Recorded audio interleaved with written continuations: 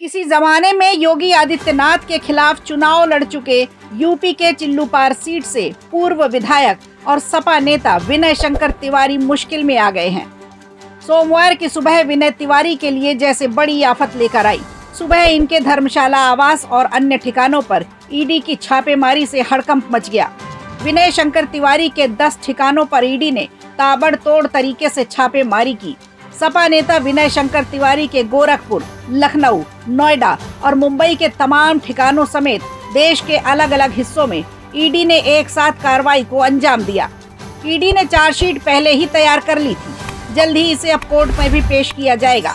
ED की जांच में सामने आया था कि मेसर्स गंगोत्री एंटरप्राइजेज लिमिटेड ने अपने प्रमोटरों, निदेशकों और गारंटरों के साथ मिलकर बैंक ऑफ इंडिया से जुड़े 7 बैंकों के कंसोर्टियम से 1129 करोड़ रुपए की क्रेडिट सुविधाओं का लाभ लिया था।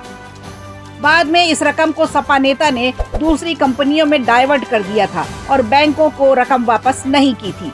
इससे बैंकों के कंसोर्टियम को सीधा 754 करोड़ रुपए का भारी नुकसान उठाना पड़ा था। सपा नेता विनय तिवारी से ईडी ने शुक्रवार को पूछताछ की थी। उन्हें पहले नोटिस देकर राजधानी स्थित ईडी के जोनल कार्यालय में तलब किया गया था। सूत्रों के मुताबिक ईडी के अधिकारियों ने विनय तिवारी से करीब 8 घंटे तक पूछताछ करने के बाद जाने दिया।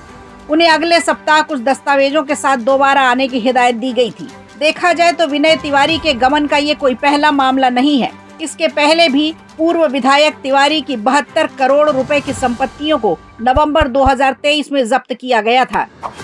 2023 में ही राजधानी लखनऊ में ईडी के जोनल कार्यालय से विनय तिवारी की गोरखपुर, महाराजगंज और लखनऊ स्थित कुल 27 संपत्तियों को जब्त किया गया था, जिनमें से कृषि योग्य भूमि, व्यावसायिक कॉम्प्लेक्स, आवासीय परिसर, आवासीय भूखंड शामिल है।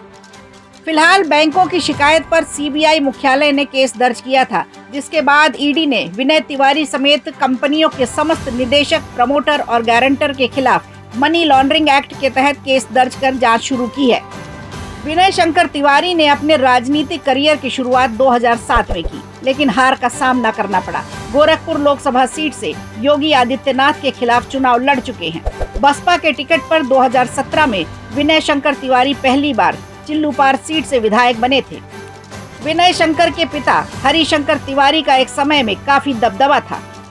उनके नाम पर पूरे पूर्वांचल में सिक्का चलता था। हरिशंकर तिवारी की गिनती कद्दावर नेताओं में हुआ करती थी। यूपी के कई सरकारों में मंत्री रहे। हरिशंकर तिवारी एक जमाने में पूर्वांचल के बाहुबली माने जाते रहे। गोरखपुर में गैंगवार की शुरुआत हरिशंकर तिवारी और वीरेंद्र शाही के आपसी टकराव के बाद शुरू हुई थी। ये वो दौर था जब गोरखपुर को शिकागो कहा जाने लगा था। ताबड़तोड़ गैंगवार की गूंज ने गोरखपुर को अखबारों की हेडलाइन बना दिया था। ईडी ने इस मामले में मुख्य आरोपी रीता तिवारी और अजीत पांडे के साथ ही गंगोत्री एंटरप्राइजेज के प्रमोटर, डायरेक्टर और गारंटर के साथ साथ royal empire marketing private limited और कंदर्प कंस्ट्रक्शन प्राइवेट लिमिटेड के नाम पर दर्ज संपत्तियों को जब्त किया है। रीता तिवारी पूर्व विधायक विनय शंकर तिवारी की पत्नी है और फिलहाल पूरे मामले में मुख्य आरोपी भी हैं। सपा नेता विनय शंकर तिवारी के पूरे परिवार की क्राइम कुंडली इस समय ईडी के पास है। वीडियो अच्छा लगा हो तो लाइक कीजिए, शेयर कीजिए और कमेंट बॉक्स में हमें जरूर बताइए।